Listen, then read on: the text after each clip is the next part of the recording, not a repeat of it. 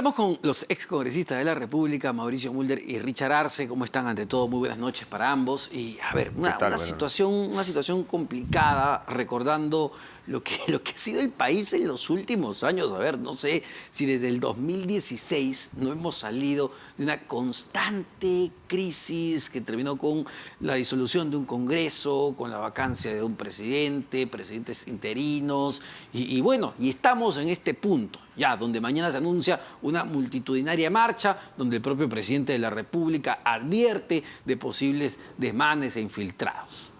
Mauricio. Bueno, yo creo que todo comenzó con el gobierno de Pedro Pablo Kuczynski y sus notorias y probadas relaciones con la gente de Odebrecht.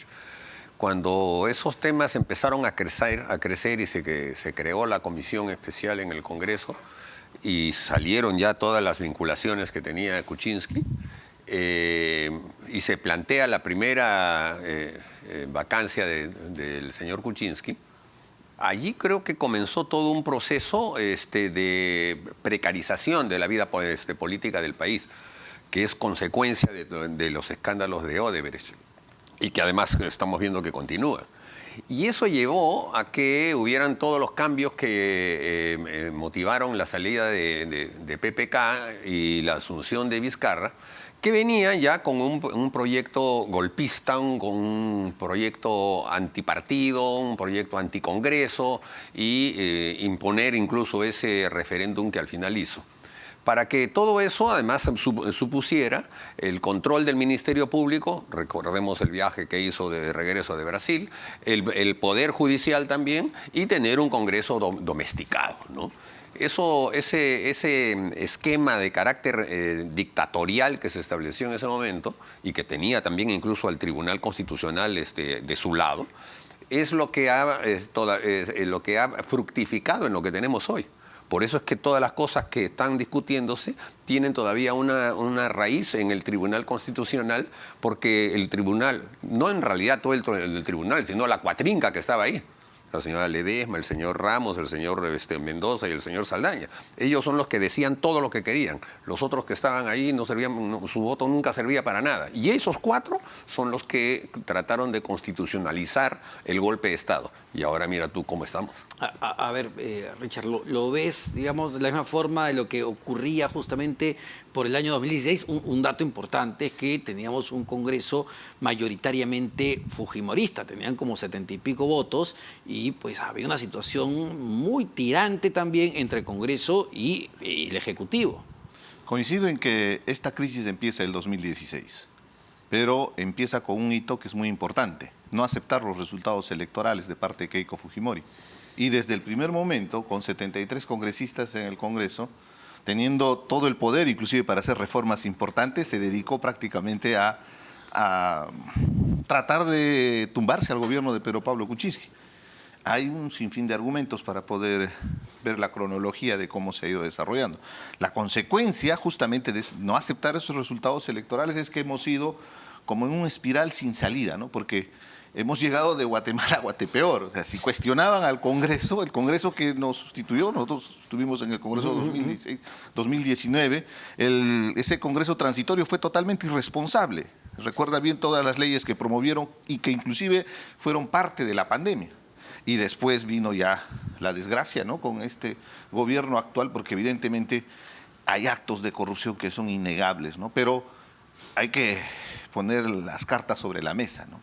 El fujimorismo tomó una decisión, ahí están los chats, la botica debes recordar, o la mototaxi, donde ellos planificaban desde el Congreso inclusive para proteger a esta, ya no es presunta organización criminal, no, los cuellos blancos. Por eso Inostros está fugado inclusive, ¿no? Yo fui testigo porque participé activamente en la comisión permanente y vi cómo se blindaba justamente para evitar las investigaciones, que el día de hoy Inostros es un sinvergüenza que simplemente utiliza los mecanismos legales, se va a España, ve que ya su situación legal está compleja y ahora ha huido, probablemente esté en Bélgica, No sé si la Interpol esté siguiéndolo y si están trabajando desde la Cancillería para poder hacer seguimiento, ¿no?, para su extradición, porque ya está expedito el proceso, ¿no? Ahora, ¿no se manoseó, Mauricio, en esa época, a partir del 2016, estas dos figuras o estos dos botones nucleares que tenían tanto Congreso de la República como Ejecutivo, que eran la cuestión de confianza? Recordar, PPK es el primero que lo hace a partir de Fernando Zavala y gasta la primera bala de plata del Congreso, y también la figura de la vacancia presidencial desde la mayoría fujimorista, justamente porque tú recordarás mucho mejor que yo, la figura de vacancia no era algo que se ponía todos los meses. Ahora cada semana se habla de vacancia. Sí, bueno, esa coyuntura de la que estamos hablando era una coyuntura de una polarización muy grande, eso sin duda. Y además con un mal manejo político de casi todas las fuerzas. El fujimorismo en realidad nunca tuvo la habilidad de manejar eso una mayoría, porque es muy difícil manejar una mayoría. Y además incluso se dividió, Kenji ya se había pasado para otro lado, y ahí fue que lo agarraron incluso con esos videos en donde quería comprar, esos son a niños precursores de ese momento, ¿no? Pero yo insisto en que el modelo que se impuso en ese momento y que tenía también todo un consorcio de medios de comunicación que lo apoyaban, estaba alrededor del tema Odebrecht, que el señor Vizcarra sabía perfectamente le iba a caer a él, como que de hecho le cayó, porque la caída de Vizcarra fue fulminante, con un solo titular que le sacó el Diario del Comercio y con la colaboración eficaz de su hombre de confianza de toda la vida, el señor Hernández, con pruebas contundentes.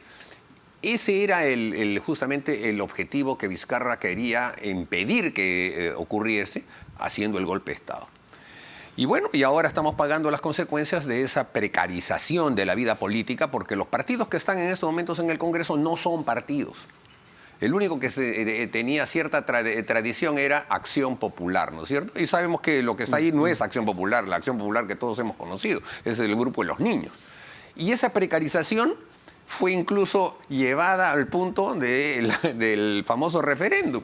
La gente hasta ahora no se acuerda que la segunda pregunta del referéndum era de que el Estado iba a financiar a los partidos políticos. Todo el mundo hasta ahora, hay gente que me dice a mí, jamás, ¿cómo va a ser? De ninguna manera. Oye, hermanito, han votado porque votaron cantando, no, sí, o algo así. Porque todo el mundo vivía pues el carnaval de que se había disuelto el Congreso, que bien, que lo disuelvan el Congreso. Y ahora estamos pagando esas consecuencias. Pero ustedes, la precarización total, no hay partidos políticos. Ustedes recordarán, antes de que Martín Vizcarra haga la cuestión de confianza y plantee el referéndum sobre estas 4 modificaciones, me parece que eran 4, él planteó en un momento a este mismo Congreso lo que se pide ahora, el adelanto de las elecciones. Él decía, bueno, listo, no puedo gobernar con ustedes, se van ustedes y me voy yo, pero no quisieron. No, pues, sí, pero ¿por qué se va a querer eso? Pues? Pero hay una cuestión objetiva ahí en ese escenario, ¿no?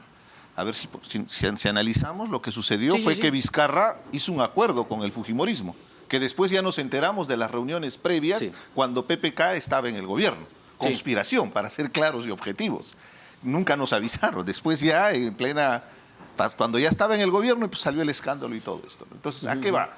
Fue juegos políticos con el único objetivo de buscar espacio político. Se pretendió hacer una reforma que me parecía muy interesante porque te darás cuenta, yo abogo por una nueva constitución.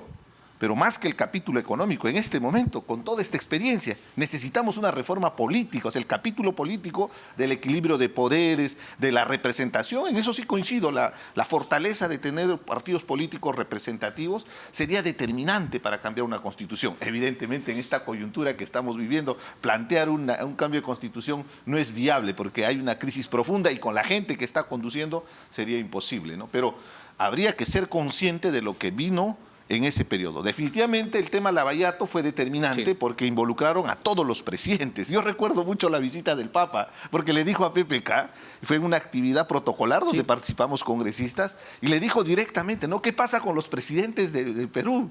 Todos terminan en la cárcel, ¿no? Y le dijo todavía, espero que usted no termine. Y lo más peculiar es que probablemente hasta el actual presidente, ¿no?, va a terminar en la cárcel. ¿Por qué? Porque lamentablemente hemos llegado a un nivel de decadencia, a un nivel de degradación de las instituciones. En su momento el Congreso, por ejemplo, hay un tema para mí que yo he abogado y he trabajado inclusive políticamente para que no haya la reelección de los congresistas. Pero ahora viendo la orfandad, viendo la negligencia que hay en el Congreso, definitivamente es importante que la población pueda reelegir a los congresistas porque hay cierto nivel de experiencia, expertise para movilizarse. Por ejemplo, el día de ayer lo que ha presentado Aníbal Torres necesitaba una respuesta política del Congreso. Y lo que hacen es, como quien dice, pisan el palito, ¿no? Y ahora ya Aníbal Torres tiene el pretexto, ¿no? Cuando le responden, cuando dicen que es inadmisible su demanda, porque una cuestión de confianza se verbaliza, se participa en el Pleno y se plantea la cuestión de confianza. Que mande sus cartas, que haga lo que quiere, simplemente no se le presta atención, ¿no? Entonces, a eso me refiero, la falta de capacidad y la expertise para poder responder en una crisis política que es muy importante en base a la experiencia, ¿no? Ese es un buen punto, ya para, digamos, hacer el paralelo con lo que pasó con Martín Vizcarra, PPK, y volver al presente. La respuesta, viendo todo lo que ha ocurrido en estos años, la respuesta de este presidente del Congreso, del Parlamento, a, digamos, la acción política de Aníbal Torres, ¿ha sido la correcta? ¿Ha sido la mejor? Sí, ahí discrepo con él. Yo creo que ha sido la mejor, porque había que simplemente responderle con un oficio, diciéndole lo que usted está planteando es improcedente. Porque si tú lo vas a invitar para que venga al Congreso, para que ahí sustente ese tema y después ahí le digas de que es improcedente, lo que estás haciendo es simplemente abrirse el espacio para pedir justamente la confianza, ¿no? De manera que no, yo creo que esa es la respuesta más escueta que se tiene que dar para que el tema quede allí. Y el señor Torres no va a poder presentar una cuestión de confianza, salvo que la quieran presentar al estilo Vizcarra, o sea, con golpe de Estado, ¿no? O sea, metiendo a alguien, pateando la puerta y después en una interrupción hacer un tema de confianza de un tema que no se estaba viendo en el Congreso, ¿no? Y que estaban en el Congreso en ese momento eligiéndose a los miembros del Tribunal Constitucional, que no era un tema que era privativo del Poder Ejecutivo. ¿Por qué? Porque esa es la discusión de ahora. Los temas que se deben plantear como cuestión de confianza por parte del Poder Ejecutivo tienen que ver con el ejercicio del Poder Ejecutivo y no por temas de carácter parlamentario. Eso lo dijo el Tribunal Constitucional. Y así ha quedado. Y lo que va a plantear el señor Aníbal Torres, alias Adolf Hitler, es que, que nos vayamos todos, quiere hacer todo un aspaviento, ¿no es cierto? Y eso no va a poderse hacer porque ya eso está delimitado justamente por el Tribunal Constitucional. De manera que yo creo que el Congreso lo que tiene que hacer es simplemente mirar para otro lado y ver que el Poder Ejecutivo siga trabajando y sigan fiscalizándolo, pero no caer en el juego de ir al proceso de debatir el tema de la confianza, porque eso es un absurdo. Bueno, parecía, el mundo ya ve todo el panorama completo, que el plan era justamente acudir el día de mañana, que iba a haber pleno al Congreso de la República para plantear la cuestión de confianza, en medio de todas las protestas que probablemente iban a estar apuntando al Congreso de la República, porque son protestas, cosa que es rarísimo, protestas a favor de la gestión del gobierno.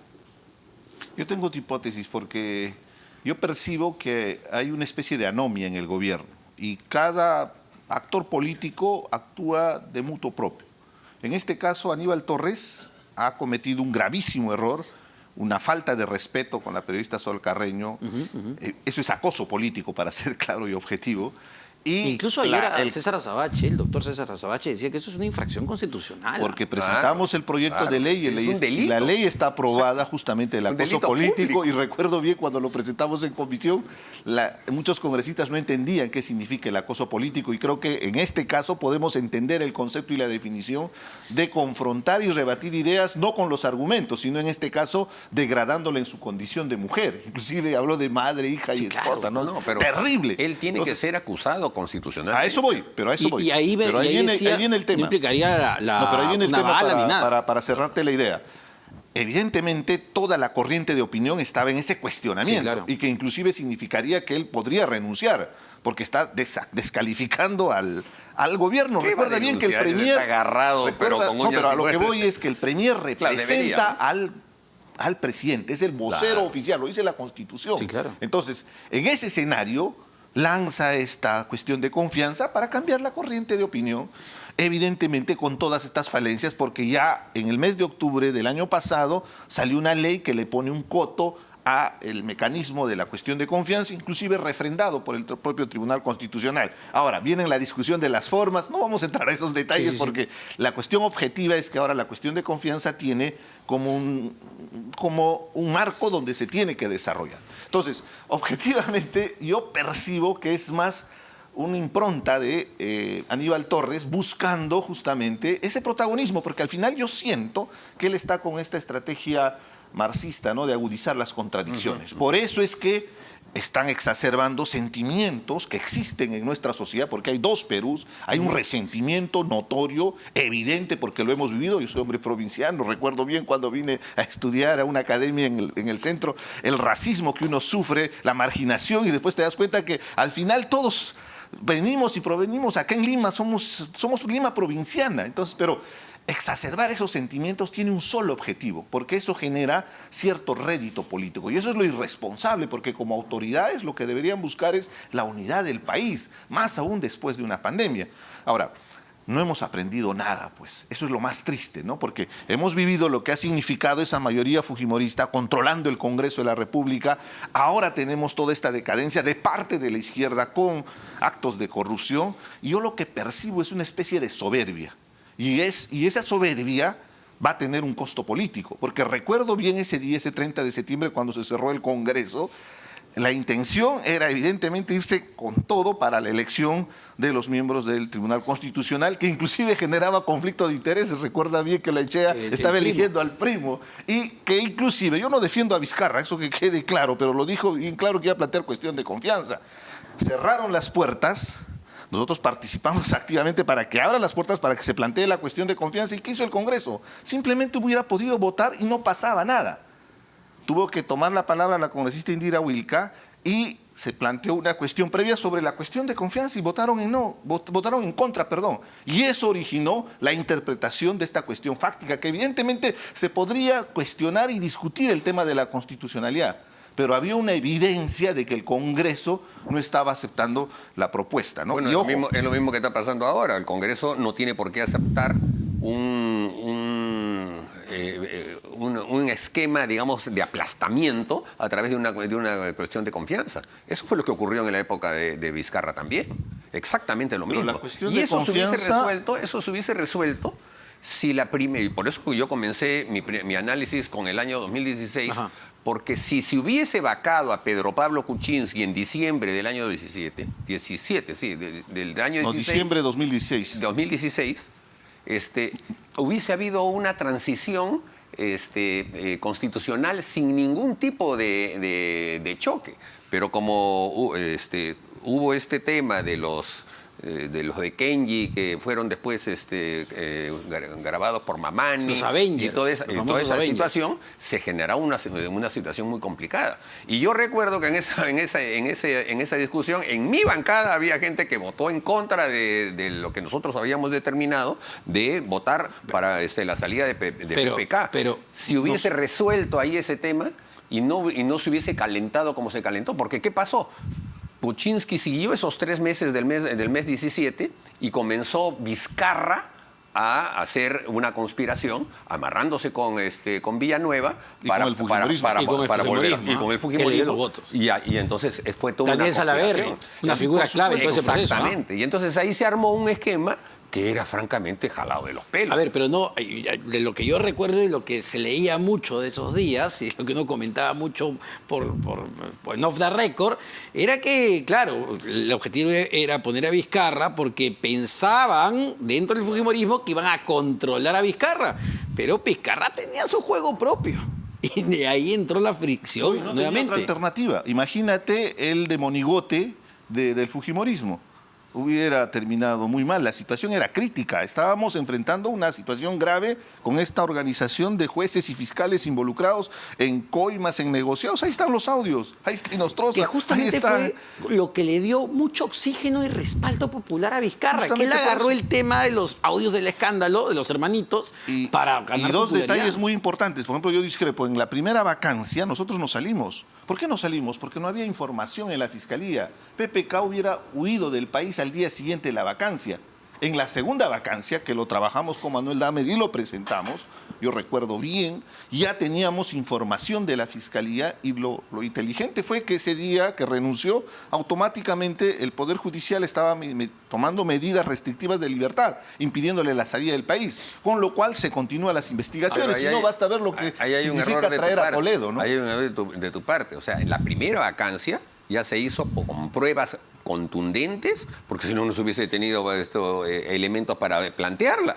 La primera vacancia ya tenía pruebas clarísimas. No había ninguna investigación fiscal. Mauricio, eso no era necesario, no es necesario que haya una investigación fiscal para ir a un voto de confianza. No, ese es el tema de si eso no es necesario. No porque es si necesario. uno hace los paralelos volviendo al presente y uno dice, oye, a PPK hasta el día de hoy ni siquiera le han formalizado la acusación.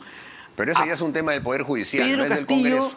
tiene 7 carpetas fiscales, 4 de ellas por ser la cabeza de una organización criminal y no pasa nada en el Congreso. Bueno, y ahora Odebrecht, Te pongo en la mesa lo de Toledo. Sí, o sea, fíjate lo de Toledo. ¿Qué pero significa? todo lo que hicieron. El día de hoy están pidiendo y más hoy de día 30 ya años Brasil de cárcel. ha dicho que ya no va a colaborar más. Imagínate tú. O sea, ya se acabó. Pero en el caso ¿Qué de es Toledo, ¿cuánto nos está costando cuando debieron accionar inmediatamente? Porque él se fugó en un año nuevo. Recuerda bien, Sí, claro, salió claro. el escándalo de Lavallato y lo primero que hizo fue fugarse del país porque sabía de que él todo había lo que había hecho anteriormente. Ahora, pero a él sí lo van a traer. Entonces, ojalá. Sí, están Ojalá. pidiendo 35 años. Viene la Estados extradición. Unidos lo va a Está avanzando. soltar. O sea, si Estados Unidos no suelta, porque Estados Unidos fue el primero en saber de esa coima Sí. de 32 millones. Sí. Si Estados Unidos no lo suelta, sería pues un contrasentido inaceptable en una democracia tan grande como esa. O sea, él está ya frito ese pescado. Pero terminando, lamentablemente el tiempo nos ha ganado. Volviendo al presente, nuevamente, lo de Castillo parece muchísimo más grave que todo lo que hemos visto, al menos con PPK y Martín Vizcarra, que también su proceso continúa. ¿Qué herramientas tiene el Congreso? ¿Qué debe hacer el Congreso luego de estas pechadas que lanza el Premier? Bueno, según mi criterio, el Congreso lo que debería hacer es vacar al señor Castillo. Y claro, con el riesgo de que pueda haber esta disolución del Congreso. Pero bueno, pues, o sea, la disolución del Congreso es uno de los riesgos que siempre tiene todo parlamentario. La diferencia está en que en otras épocas uno podía reelegirse. En cambio, ahora uno no se puede reelegir. Bueno, que modifiquen eso nada más y punto. Si eso es lo que les preocupa. Pero la verdad es que este presidente ya no puede seguir conduciendo el país. Esto nos está llevando a una debacle ya intolerable, nunca antes vista en el Perú. El problema es que tenemos un Congreso donde no existen los votos. O sea, la vacancia es Exactamente. prácticamente imposible. Es una cuestión aritmética, porque algo que aprendí en el Congreso no es que la razón, los argumentos, el fundamento legal funciona. Son los votos, es simple aritmética. Claro. Entonces no hay los votos, entonces no puede haber vacancia. Pero esto es todo un proceso. O sea, si bien Castillo está involucrado en actos de corrupción, esto viene de este milenio. Empezamos con Toledo, pasamos por Alan García, pasamos por Ollanta, pasamos por PPK, pasamos por Vizcarra. Cada uno de ellos involucrados justamente. No, Alan García no estuvo involucrado. No estuvo involucrado. Bueno, no, clarísimo. Demoraríamos 2 programas en esa discusión. Claro. Porque es muy fácil mencionar los nombres, pero no hubo ninguna imputación contra Alan García. Y no solo eso, sino que han pasado 2 años y hasta ahora nadie le pregunta a Barata si es verdad o no es verdad. El dinero que están repatriando de Andorra. No eran de él, pues por favor, no está su nombre. El odio de los comunistas, como él. No, yo no soy comunista. Ahora ya no eres comunista. Yo soy de izquierda, por supuesto, y me siento muy orgulloso. Muchísimas gracias para ambos. Muchísimas gracias, Mauricio Mulder, Richard Arce, ex congresista de la República. Una pausa, venimos con más.